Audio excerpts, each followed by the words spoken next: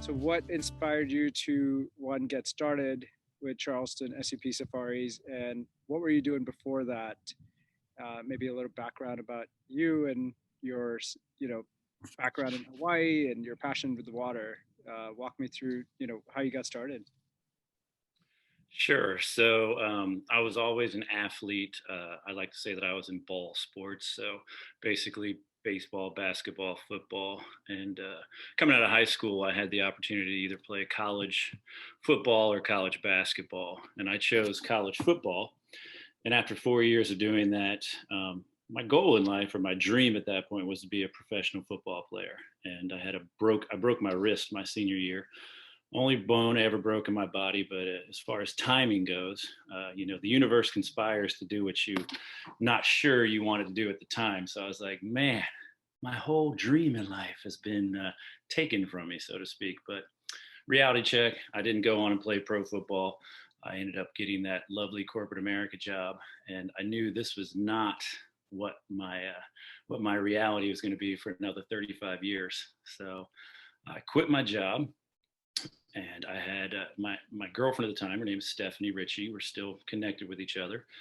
She had been to Australia. She had done a semester. She had done a semester abroad there, and I was like, man, I've always wanted to go to Australia. So she basically forced me, like pushed me, got me the Lonely Planet, got me the camera, got me the backpack, and was like, you have to go.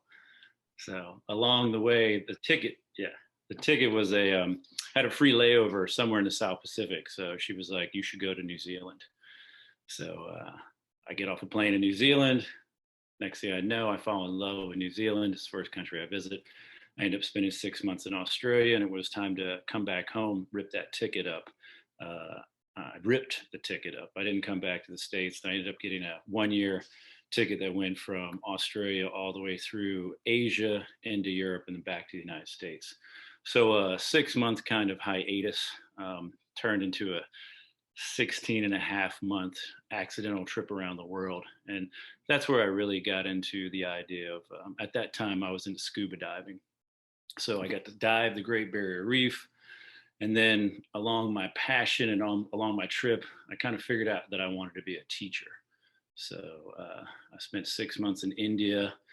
I guess before it was popular, potentially. This was Yeah. back in 1999, 2000. Got exposed to yoga, got exposed to Ayurvedic medicine, became a vegan at the time, gave up drinking alcohol. So kind of did all those things, Sure. and then stuck with the non-alcohol for 4 years, and stuck with the I was a pescatarian, so I ate fish and vegetables.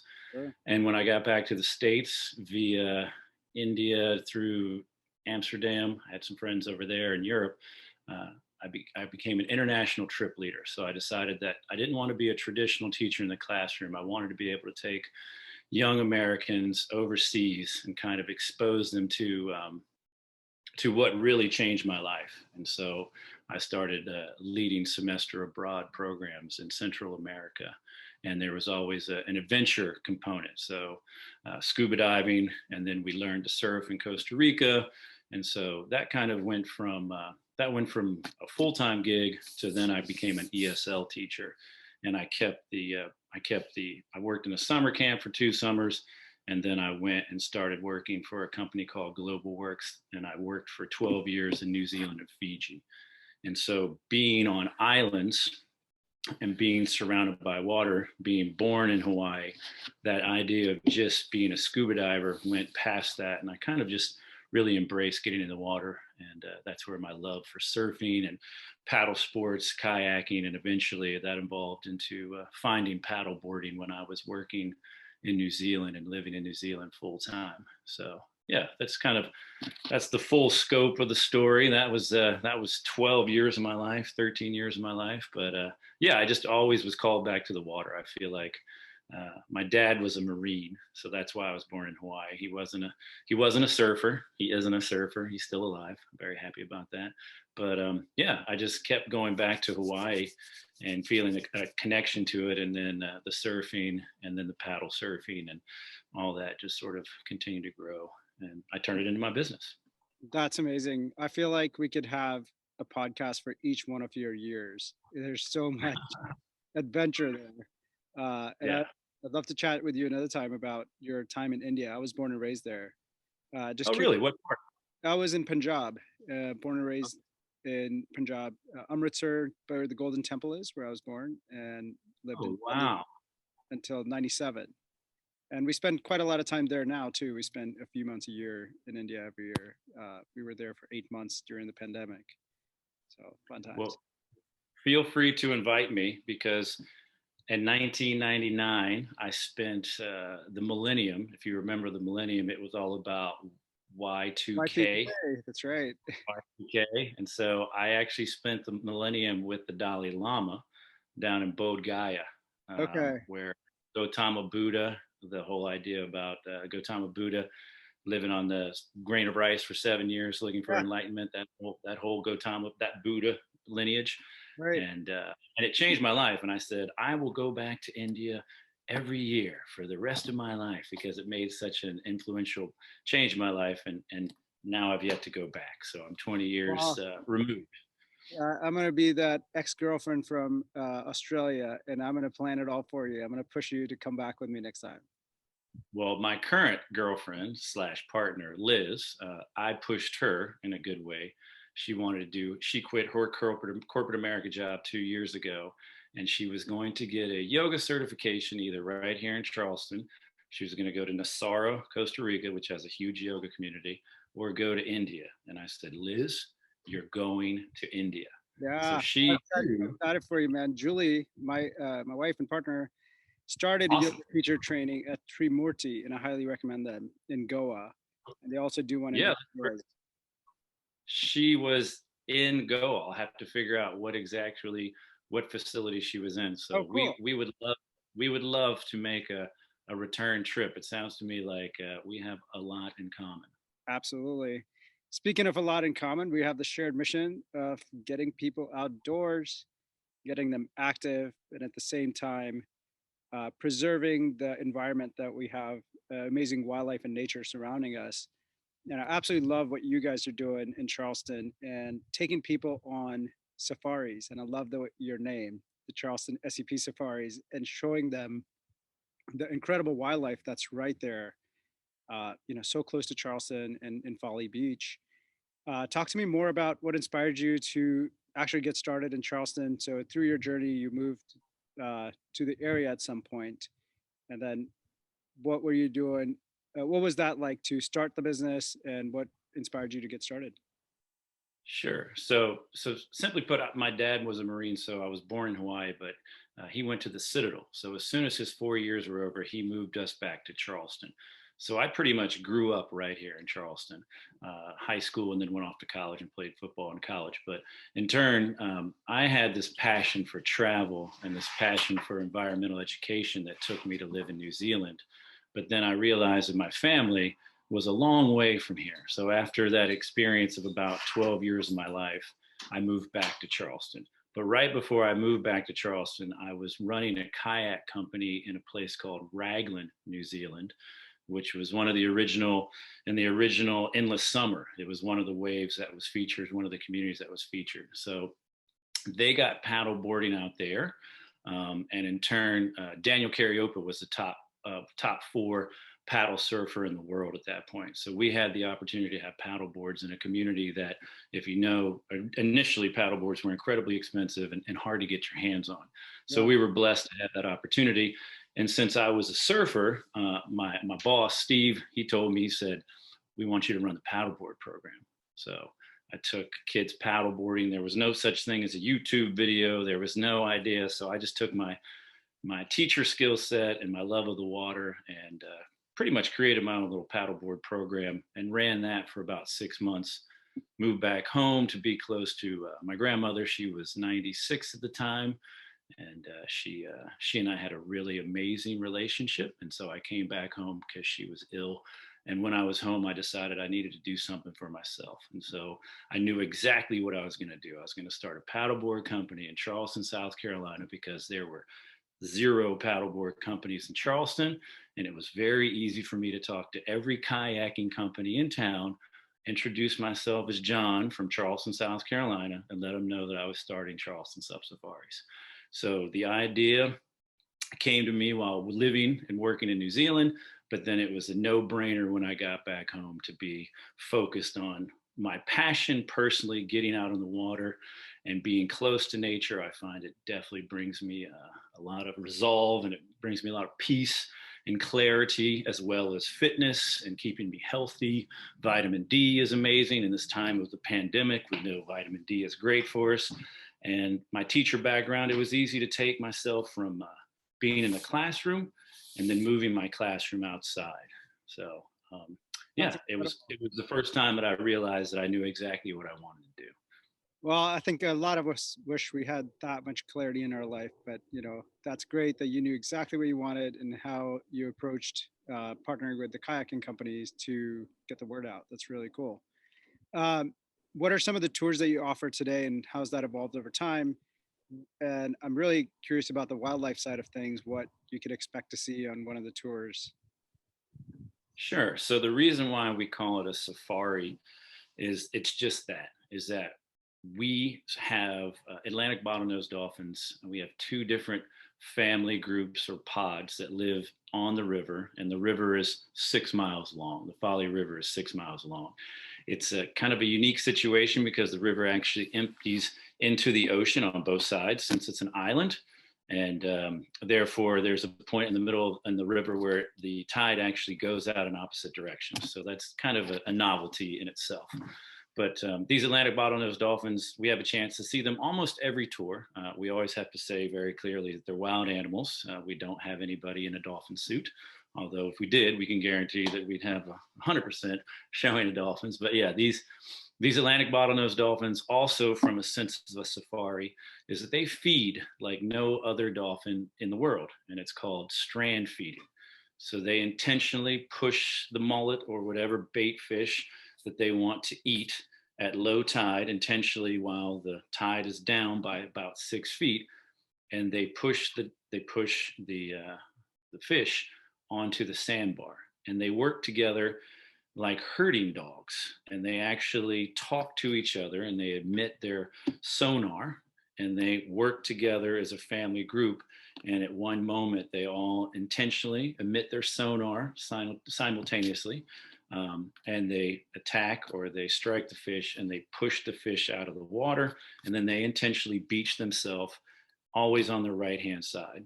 Scientists like to believe, or that they believe, the scientists believe that that is helps them to save their vital organs. So dolphins will have the right side of their teeth really filed down.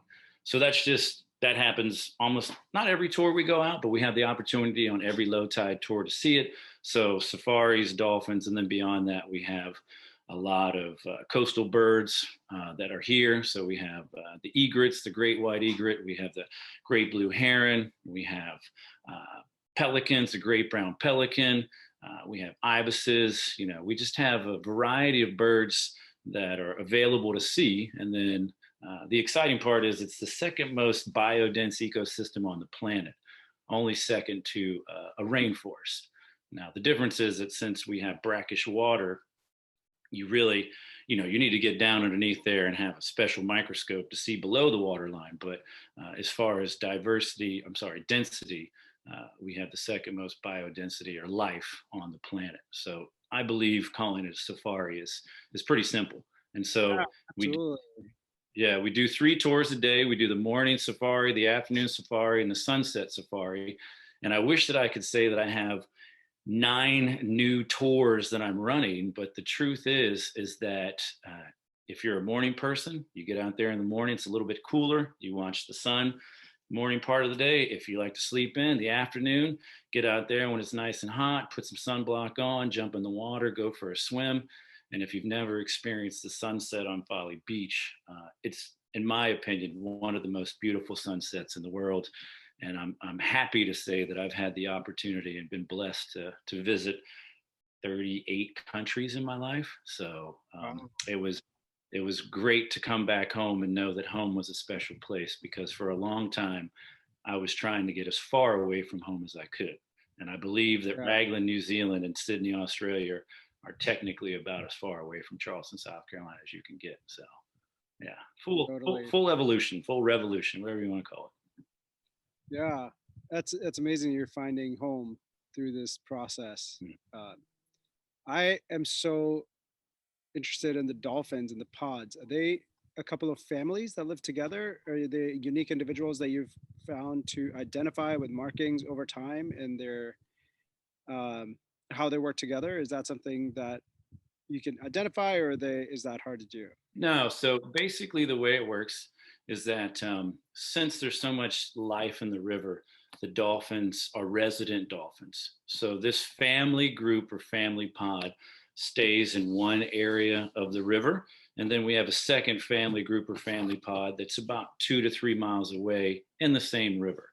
And the way it works is that, as we like to say, putting branches on the family tree, even though it's the South, dolphins know what to do here, is that the females stay within the pod and the males at the age of 2, they leave the pod and they go and they find a new family group to be a part of. So it's kind of like a Huck Finn journey.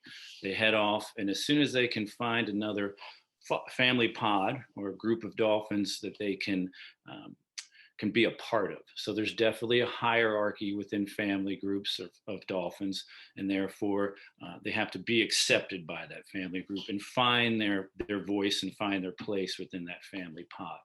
And so, since you only have to go 2 to 4 miles in the Folly River that then turns around and heads into the Stoner River, these dolphins don't have to go on an elaborate journey. The males don't have to go on an elaborate journey to find a new home. They can literally be a couple, if not 10 miles away, and spend the rest of their life creating new life, with a new family, a new school, or I'm sorry, a new family pod of dolphins. That is so amazing. Are there does it does a female stay in the hierarchy until like grandmother, or like so the top of the pod is a female?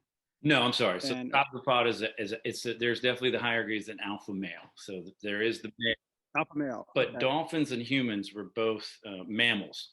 So if you think about how we function, and so I always kind of joke, how we say, men get the job and the women stay home with the children, when the reality is that females are running our civilizations. You're from India, so you know very well Yeah. that the matriarch, even though she may not Yeah. earn the same as the male, is definitely in charge of things. So from that perspective, Also very similar yeah. to, sorry to cut you off. Notice the same thing in wildlife safaris in Africa, in lions and other land mammals, and very similar experience of seeing males having to go away and find a different uh, group. I forget what I call it for lions, but that is so.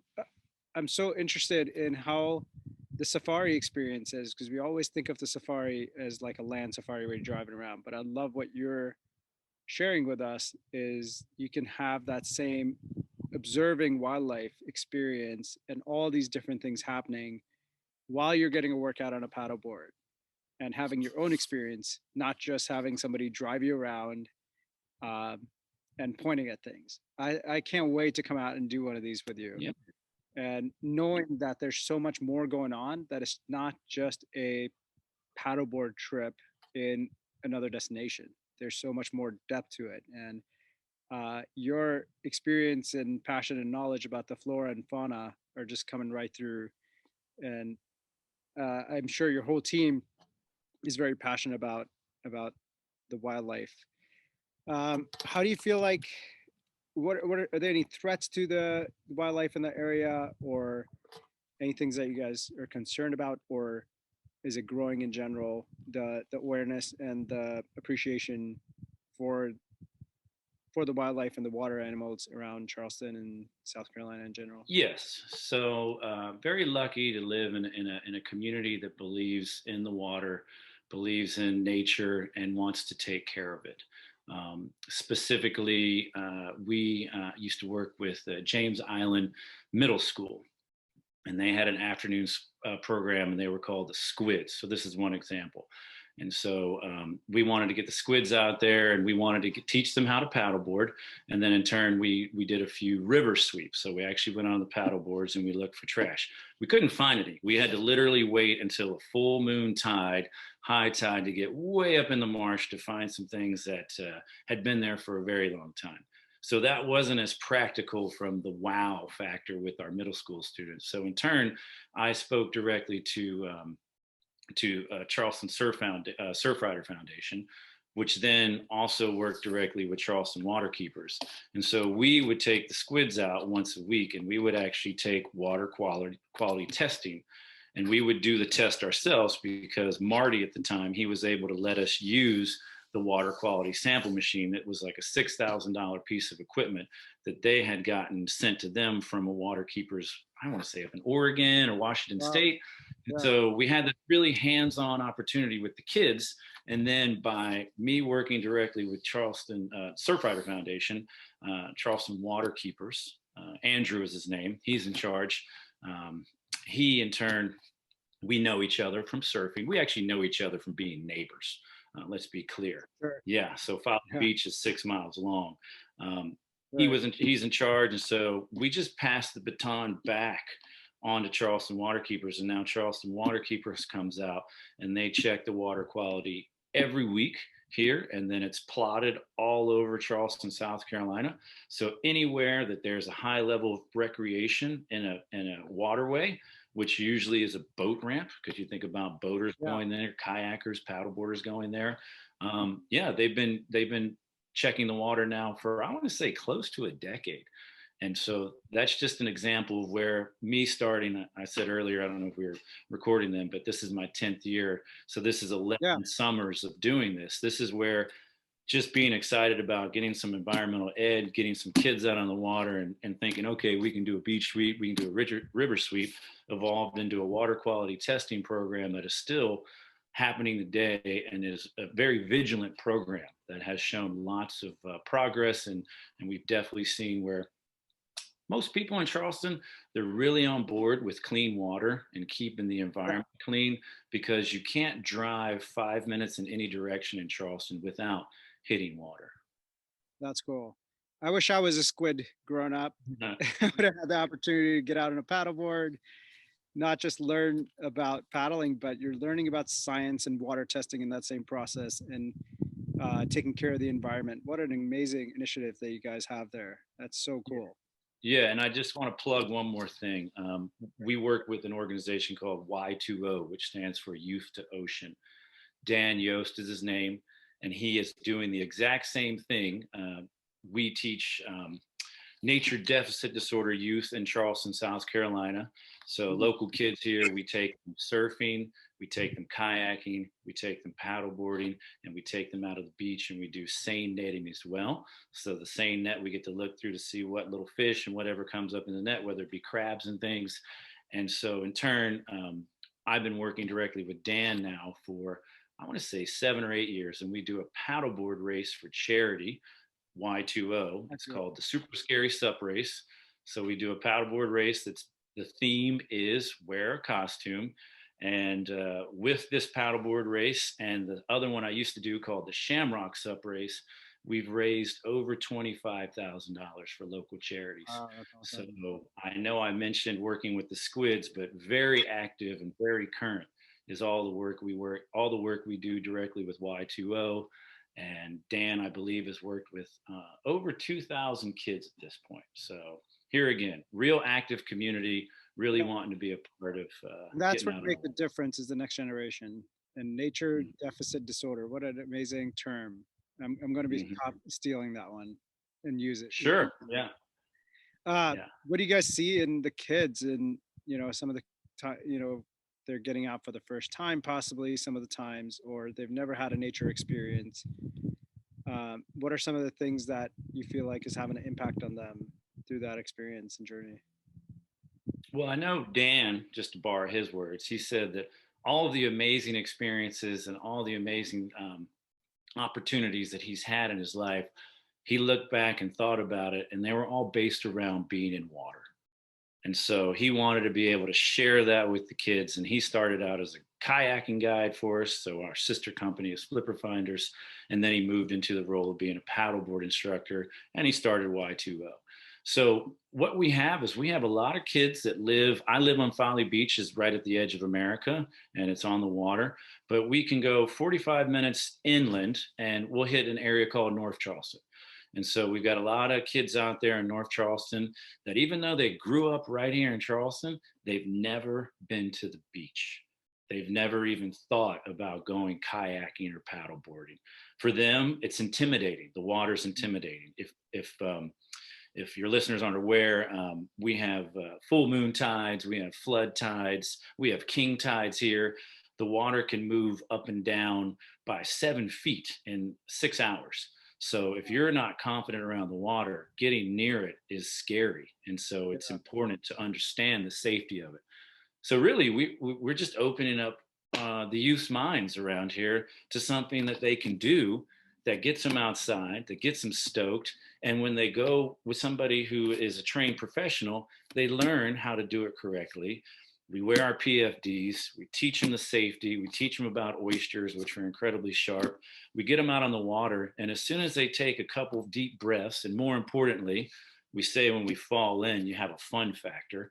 So once they fall in once and they realize that the life jacket gets them to float, that the water is cool, that they're swimming around and that they're on the water, that they just have this aha moment. And that's where we go from a one-time paddleboard activity with the group with Y2O to now having programs set up to where we work directly with different groups that are going to be bringing the same kids back, or then in turn offering that opportunity to more kids within the same group or the same school. So yeah, most importantly is just getting them stoked. They get stoked, they get excited, and they realize something that they were always scared of, they love to do, and it's right there in their backyard. That's amazing. And that probably goes for a lot of adults as well.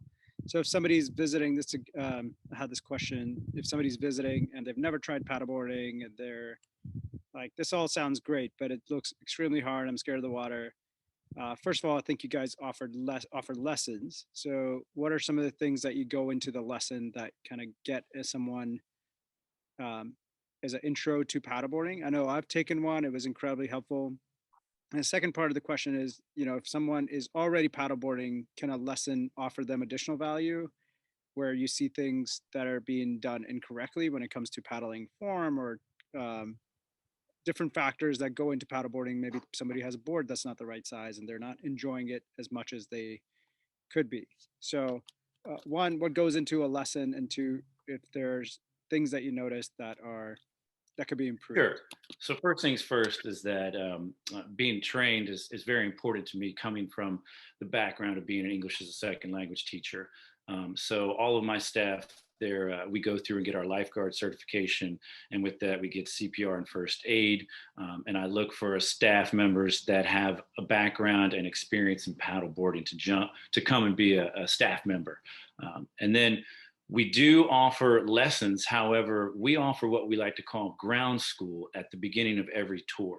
So if you've never paddleboarded before and you're concerned that this is going to be challenging, you really want to try it, it's on your bucket list, I hear that a lot, but I don't know if I can do it, then we offer 20 minutes of ground school instruction before we hit the water. And that is the same 20 minutes of ground school instruction that we're going to offer at a lesson.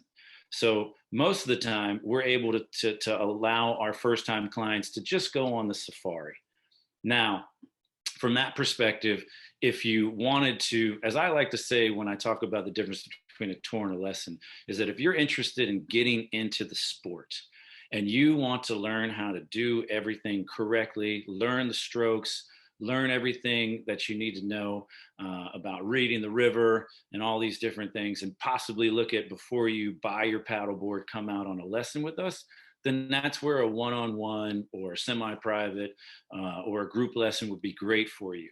And so we do have clients that either have been paddleboarding for 1 year or several years that come out and they want to talk about their stroke, and they want to talk about their turns, and they want to talk about all different parts about becoming a better, more efficient paddler.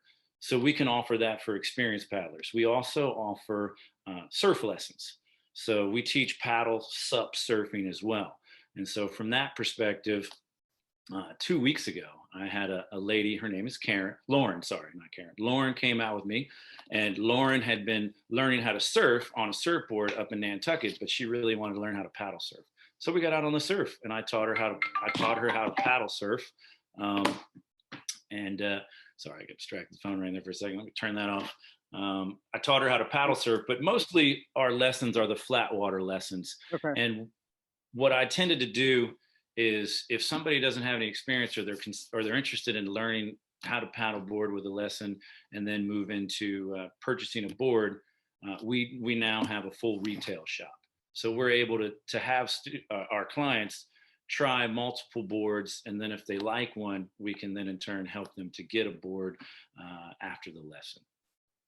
Super cool. So paddle surfing is super exciting to me. How hard is it to get into? Do you already need to know how to surf or paddleboard? I'm sure it's a step up from both of those in a different way, but I'm super excited to try it. How challenging is it? Can we just show up and start giving it a go? So I do like to say, if you've never paddle boarded before, it's going to be way more challenging to learn your balance in the ocean. On Okay. the flat water or in the Folly River, you'll have movement from side to side, and the paddle boards are incredibly wide and stable, which is why you can stand on them in the river. But when you get into the ocean, you're going to have that movement tipping you forward and back and side to side, potentially all at the same time. So we highly recommend first time students to come on the flat water and we joke and say, get your feet wet, but get out there a couple, 4 times before you try to take on paddle surfing. Now, from paddle surfing, sometimes learning to paddle surf can be way easier, and you don't need any surfing experience. Surfing experience will help you with reading and judging the waves, but it's a completely different setup from paddle surfing, where you're already standing and you have a paddle in your hand to catch a wave, versus laying on your chest and paddling with your arms and popping to your feet. Completely different experience there. So if you come out here on a very calm, small wave, we have small waves in Folly Beach. There's a shirt out here that says, I love small waves. Then potentially having that paddle in your hand and being able to move and cover way more distance in a short amount of time than just being on a foamy surfboard and paddling with your inexperience, it could be easier to learn how to paddle surf. However, if it's choppy and windy and a wind swell where the waves are, a half a second within each other and their period between each other, then you're just out there getting beaten up. And you would much prefer to be laying on a foamy board and being able to push that thing out of the way than to have to wonder what to do with the paddle and the paddle board at the same time. So it's all about picking your day and picking the right conditions. So whenever we teach a paddleboard surf lesson, either we're working with somebody who has experience that is keen to get out there no matter what the conditions are, or we try to work with a client that has a few days. They come down for the week to visit Folly Beach, and we really pick the right day with the tide, a little bit of swell, no wind, and try to make it a bluebird kind of day if it's possible. That's amazing. So I'm pumped. I can't wait to try on a small wave day some paddle surfing. So what are some of the other things that they're like, I'm pumped. I want to go to Folly Beach. What do you love about Folly Beach and the area? Some other outdoor activities somebody could expect to do on a trip down after they've taken a SUP safari, maybe. Talk to us about other fun things to do around either Charleston or Folly Beach that you love from all of your years of living there. Sure. So just in the same building as us is our sister company, Flipper Finders. And so they offer kayaking tours in the same Folly River, but they also have a boat tour, and they go out to Morris Island. And Morris Island is one of the oldest standing lighthouses in the United States. And you go out there and you look at the lighthouse, and it's beautiful. And you can also go looking for shells. But what is also in abundance out there are shark's teeth. So shark's teeth hunting has become such a phenomenon here in Charleston that we now have companies that just meet you, walk you out to the beach, give you your shovel, give you your little bucket, and you go and you look for shark's teeth. So that's always a fun thing to do. And so you can combine those two things. And we also offer a bicycle tour on Morris Island. So you go out on the boat, you stop at one of the islands, you get your bike, you ride the bike all the way towards the lighthouse, you stop, you look for shark's teeth. It's about a 4-hour activity. So it combines a lot of the fun things all into one. So that's just in our little building right there at 83 Center Street. Other things you can do on Folly Beach is you can rent a golf cart. So it's a community where golf carts are allowed, and everybody loves their golf cart. So you can rent a golf cart and ride up and down the beach. One end of the beach has Folly Beach County Park, and that's a wonderful place to watch the sunset. The other end of the island is where Morris Island Park is at. And so that's 6 miles straight line in between the two. If you're into fitness, you can rent a bicycle. So we have bicycle rentals as well. Just depends on what vehicle you want to take. And then bikes all day. Fishing. Human Yeah, power. you got fishing. Yeah, sorry? Human powered only. Yeah, there you go. Human powered. Yeah. So keep it on the bicycle. And then in turn, we do have the fishing pier, the Folly Beach Pier that's actually it's being rebuilt right now. It was made of wood and they're officially turning it into or rebuilding it into a concrete pier. But that is an area where you can go fishing. We obviously have surfing here. Folly Beach is one of the areas we like to say in a 4-hour distance north and south. Folly Beach is a spot that has pretty consistent surf. So surf lessons are available. A lot of different surf schools out here. They've been around here for 20, 25 years. Shaka Surf School, Isla Surf School, Soul Surf School. Yeah, they've all been out here for 20 something years. So you can definitely get a surf lesson. And yeah, those are pretty much like the activities you can do. And then Folly Beach is a little community as well. So lots of bars and restaurants. Yeah, absolutely. Julie she did her bachelorette party in Folly Beach, and I heard some amazing things about the community and how laid back it is, and she absolutely loved it. But there's so much to unpack here. I'm excited to come take a trip, and I'm sure all of our listeners are as well. Thank you so much, John, for sharing your passion about Charleston, nature, and all the great things that you're doing with the youth there. Yeah, I really appreciate it. It's been a pleasure speaking with you, and definitely I'd love for your listeners to come out, check us out, but more importantly, just get down and get in the water and enjoy nature.